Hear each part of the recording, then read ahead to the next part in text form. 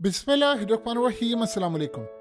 Israel की जानिब से अब जो मामला सामने आ रहे हैं उसको तो आप 2 मिनट के लिए भूल जाएं, लेकिन ईरान की जानिब से अब ये फैसला हुआ है कि गालिबन जो इस वक्त एक डेडलॉक आ गया था इनके जर्नैलों और इनकी गवर्नमेंट के दरमियान, वो रिजॉल्व होता नज़र आ रहा है।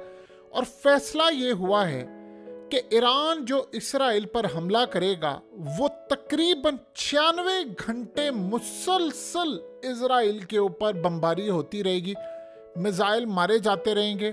इसके अलावा इन पर ड्रोन से हमला होगा, साइबर हमला होगा। यानी ये जो कोई ज़हन में रख रहा है कि ईरान स्ट्राइक करेगा और पीछे चला जाएगा, बैकआउट कर लेगा या कुछ हो जाएगा, ये गालिबन जो अब सूरत हाल है वो मध्यम हो चुकी है। और फैसला ये हुआ है कि तकरीबन 72 से 96 घंटे तक मुसलसल ईरान हमला करता रहेगा। ये मुसलसल से मुराद ये है कि 3 से 4 दिन तक ईरान स्ट्राइक करता रहेगा, उसमें लिबनान भी स्ट्राइक करता रहेगा, शाम से भी स्ट्राइक होता रहेगा।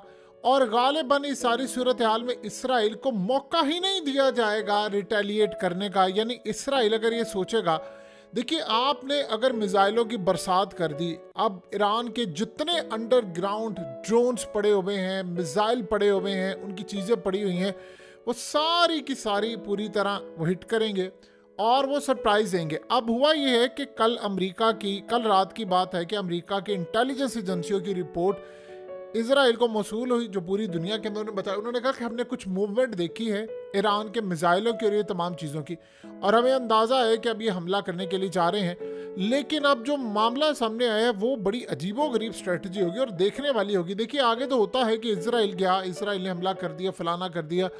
ये कह रहे हैं कि हमने जो हमला करना है वो मुसलसल 4 दिन तक करना है। अब 4 दिन तक आप किसी भी शख्स पर, यानी जो हेड होता है उस पर इतनी जिम्मेदारी डाल दे, यानी नेतन्याहू या फौज, तो वो तो पैरालाइज हो जाएंगे। अब ये प्लान क्या कर रहे हैं? प्लान ये कर रहे हैं, दो इनकी स्ट्रेटजीज हैं। प्लान ये कर रहे हैं कि हम इतना ज़्यादा हमला करें, एक तो उनके दिफाई निज़ाम पूरी तरह तबाह हो जाए। उसमें लिबनान को टास्क ये दिया गया, लिबनान ने कहा है, यानी जो हिजबुल्लाह है, जो इसराइल की एजेंसियाँ हैं, वो कह रही हैं कि 1200 किलो तक के वॉर हेड इन्होंने इस्तेमाल करने हैं। ये बहुत बड़ी बात है कि आपने, इसका मतलब है कि अंदर तक पेनिट्रेट करके उड़ा देना है। देखिए दो चीज़ें आप ज़हन में रख लीजिएगा, जितना ईरान अवॉइड करेगा या ये लिबनानी कोई अवॉइड करेंगे, ये जंग उतनी इनके घर तक आने वाली। आप और 2-4 दिन ये काम रोकें, आप देखिए वो अगले हमला कर देंगे। सो इस सारी सूरत हाल के अंदर जो सबसे ज़्यादा बड़ा मरहला इस वक्त पहुंचा हुआ है वो ये है कि इन्होंने हमला करना है और मुसलसल करना है, ताकि इनके जो मिसाइल हैं, यानी इसराइल के जो मिसाइल हैं, वो सारे के सारे कंज्यूम हो। आप एक बात बताइए कि आप 3 या 4 दिन तक 96 घंटे तक मुसलसल ड्रोन्स मार रहे हैं। आप देखिए ना, कल हिजबुल्लाह ने रात को जो स्वाम ड्रोन्स मारे, आप ज़रा उसका हाल तो देखिए इसराइल का हुआ क्या है। कल रात को आग ही आग लगी हुई है, पूरी तरह तबाही इतनी ज़्यादा हुई है। और उसके बाद इन्वेस्टिगेशन रिपोर्ट रात को उन्होंने उसी वक्त तलब की थी कि क्या हुआ है कि स्वाम ड्रोन्स आए हैं और हमसे रोके नहीं गए। और ये बहुत ज़्यादा खौफ फैला हुआ है इस वक्त इसराइल के मिलिट्री इस्टेब्लिशमेंट के अंदर कि हमारे साथ हो क्या रहा है, हम तो ये मामला मैनेज ही नहीं करें।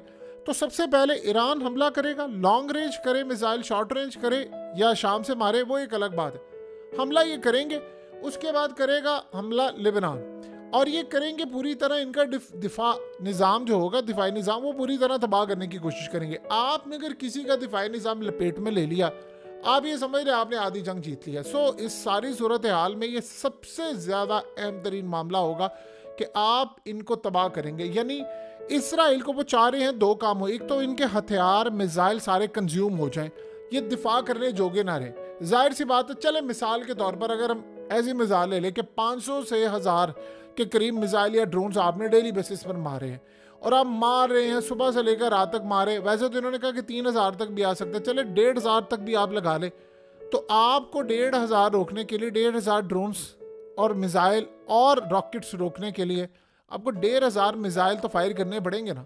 तो आपके पास इतने तो होते नहीं है कि आप ये करें। उसके बाद आपने नेक्स्ट डे करना है, फिर नेक्स्ट डे करना है। जाहिर सी बात है इस सूरत हाल में आयरन डोम भी तबाह होगा, एरो भी तबाह होगा, डेविड लिंक्स भी तबाह होगा, इनका इंफ्रास्ट्रक्चर तबाह होगा, अर्ली वार्निंग सिस्टम तबाह करेंगे। ये प्लान बनाकर बैठे हैं कि हमने इनका कमांड एंड कंट्रोल सेंटर भी तबाह करना है, सारी चीज़ें तबाह करनी है। फिर लोग बंकर्स में होंगे, फिर उनकी चीखें हैं, फिर वो सारे का सारा सिस्टम, वो तमाम की तमाम जो चीज़ें हैं वो आप सबके सामने। लेकिन इस सारे सिनेरियो के अंदर जो हालात पैदा होंगे वो इसराइल का दिफाई निज़ाम असल में तबाह करना चाहते हैं कि वो बाद में हमला करने जोगा रहे ही ना। सो इस वक्त की स्ट्रेटजी इनकी बड़ी क्लियर और वाज़िया है। देखिए, अभी तक इस सारे सिनेरियो में फाइनल तो जाहिर सी बात है, जब तक प्रेसिडेंट आकर ये काम नहीं करेगा कि भी मैं इनपुट दूँ। प्रेसिडेंट असल में ईरान का इस दफ़ा हत्ता के लड़ेगा, जब आप देखेंगे लड़ाई होगी तो जाएंगे। वो असल में स्ट्रेटजी ये बना के आया हुआ था कि हम जंग से अवॉइड करें, लेकिन मसला ये है कि जंग जब पड़ जाती है आपके ऊपर, आप अवॉइड कर नहीं सकते। यानी दुनिया में एक बात बड़ी क्लियर है कि अगर ईरान का प्रेसिडेंट ये सोच रहा है कि हम हाथ हुला रखें और जर्नैल कह रहे नहीं हम हमला करें, तो अब एक बात बताइए कि क्या इस सारे सिनेरियो में इसराइल चुप करके बैठेगा? क्या आयतुल्लाह अली खामनेई को मारने की कोशिश नहीं करेगा? क्या ये बाकियों को मारने की कोशिश नहीं करेंगे? क्या उनके पास इंफॉर्मेशन है? आप लेट करते जाएं, अगला ये काम करेगा और अगला हमला करने के लिए पूरी तरह तैयार होगा। अब आप ये सोचें कि ये प्लान कर रहे थे कि जी हिजबुल्लाह लेबनान असल में अपनी स्ट्रेटजीज चेंज करेंगे, वो कोई चेंज नहीं करने जा रहे। ये सबकी गलत फहमी है और वो ज़्यादा खतरनाक अंदाज के अंदर आ रहे हैं। कल हुआ ये है कि रात को जो हमला हुआ है लेबनान की जानिब से, जितने भी इसराइल में अब तक हमले हुए हैं, ये हमला उनको ज़्यादा दुख रहा है। ऐसा नहीं है कि वो ईरान ने जो पहले हमला किया था। मसला सारा ये हुआ है कि कल रात का जो हमला था उसके बाद इन्होंने मीडिया को कहा है कि आपने इस पर बातचीत नहीं करनी। वो इतनी बड़ी नाकामी थी इनकी, इतनी बड़ी नाकामी थी कि चंद ड्रोन्स आए हैं, वो अंदर तक पेनिट्रेट कर गए हैं और वहां पर जाकर उन्होंने की है तबाही, आग लगा दी है। पहले भी ऐसा होता रहा, लेकिन अब जो सूरत हाल थी वहां पर इनके नए डिफेंस सिस्टम तैनात थे और वो भी रोक नहीं पाए। अब इनके पैरों तले तो जमीन जाहिर से बाहर निकलनी थी और वो निकल गई है। इसराइल की अब जो पोजीशन है वो तो आप अंदाज़ा कर लें कि उन्होंने जो एग्रीकल्चर फील्ड है उसको पूरी तरह जलाकर राख का ढेर बना दिया है। इसके अलावा सबसे बढ़कर बात यह है कि कोई इनका ड्रोन यानी इंटरसेप्ट नहीं हो पा रहा प्रॉपरली। जो टारगेट पर हिट करते हैं वो जाकर पूरी तरह तबाही मचा रहे हैं। आप यहाँ से अंदाज़ा लगा लें कि जो हमला हो सकता है वो लार्ज स्केल हमला इस वक्त हो रहा है और कई इनके फौजी ज़ख्मी हुए हैं और कईयों के बारे में इतलात हैं कि उनकी जान गई है। कुछ भी आप कह लें, लेकिन इसराइल इस वक्त पूरी तरह तैयार है फेस करने के लिए। आप एक चीज़ गौर करें कि इन्होंने पाकिस्तान पर इल्ज़ाम लगाया कि हम जी ईरान की मदद कर रहे हैं, फलाना कर रहे हैं। जाहिर सी बात है पाकिस्तान की ऐसी कोई इंटेंशन नहीं है, लेकिन असल में वो इंटरनेशनल सतह के ऊपर एक चीज़ बड़ी वाज़िया कर देना चाहते हैं कि ईरान मुकम्मल तौर पर आइसोलेट रहे। लेकिन ईरान को जो ताकत इस वक्त सपोर्ट कर रही है, देखिए इस्लामिक वर्ल्ड ने तो इनको सपोर्ट करना नहीं, लेकिन ईरान को जो दो बड़ी ताकतें सपोर्ट कर रही हैं, चाहे वो डायरेक्टली हो या इनडायरेक्टली हो, वो काफ़ी है उसके लिए। रूस और चाइना। रूस असल में जिसने सही कहते हैं कि आगे बढ़कर एक किरदार अदा किया है। इसराइल को कभी उम्मीद नहीं थी कि रूस इस तरह का मामला करेगा। आप ये सोचें ना कि अभी ये जो शेख हसीना वाजिद का मामला हुआ है, जिन ममालिक के अंदर यानी जो रूस के साथ अपने ताल्लुकात इस तरह के रख रहे हैं, उन ममालिक को आप गौर करेंगे एक एक करके रिजीम चेंज की तरफ इसी तरह का कोई एक मॉडल आएगा और वो चलाकर राग कर देगा। उसकी सबसे बड़ी वजह यह है कि रूस के साथ कोई ऐसा मामला वो देखना नहीं चाहते। रूस असल में खुलकर खेल रहा है और आपने कल देखा कि कल यूक्रेन ने जो इलाके रूस के पास थे उन पर हमला करवाया, नेटो ने हमला करवाया, बड़ा ख़तरनाक हमला। और कल रात से रूस की फ़ौजें वहाँ पर बमबारी करी। ये अचानक जो रूस के साथ आग भड़की है, नेटो एकदम एक्टिव हुई है, वो सिर्फ इसलिए है कि यहाँ पर हमला हो रहा है। वरना तो आप ये देखें कि रूस का मामला जो चल रहा था तो चल रहा था। ये असल में अब ये जो यूक्रेन की जंग है वो अमेरिका और यूरोप की जंग नहीं रहेगी। ये आप देखेंगे अनटिल कि ये मामला बहुत ज़्यादा यानी डिफरेंट साइड पर चले जाए, ये जंग आपको इसराइल की जंग नजर आएगी।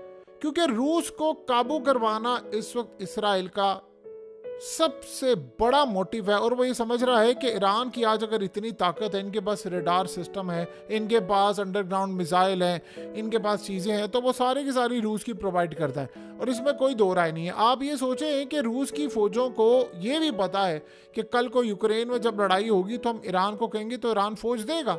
अब ये सोचे ना, ईरान फौज देगा, ईरान यानी वो वाली फौज ईरान के पास जो अपनी एक्चुअल फौज है, उसके अलावा ईरान के पास लड़ने के लिए फाइटर्स बहुत ज़्यादा है, पूरे रीजन के अंदर है।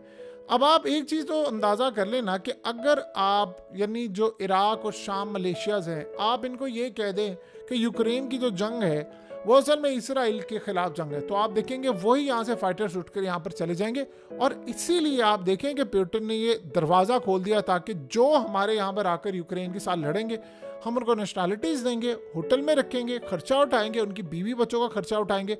बताइए जो शाम या इराक के अंदर मलेशियस लड़े हैं, उनको जाकर यूक्रेन में लड़ना पड़े, उनकी बीवी बच्चों का ख्याल भी रख लिया जाए, पैसा भी उनको मिले, तो वो क्यों नहीं लड़ेंगे जाकर। सो पुतिन ने जो फर्दर अपनी डेवलपमेंट रखी है वो ये है कि ईरान को एक तो सपोर्ट वो पूरी तरह कर रहा है और बदले में ईरान भी उसको सपोर्ट कर रहा है। तो दोनों ने अब मिलकर लड़ाई जो अल्टीमेटली होनी है वो आप देखेंगे कि वो होनी ही इसराइल के खिलाफ है, और इसराइल के साथ ये लड़ाई अब फाइनल फेज में दाखिल होने वाली है, क्योंकि इसके बाद अब ये देखेंगे कि अगर इन्होंने इनका वाकई सारा दिफाई निज़ाम तबाह कर दिया तो हो सकता है इसराइल को फालिज हो जाए और वो हमला करने जोगा रहे ही ना।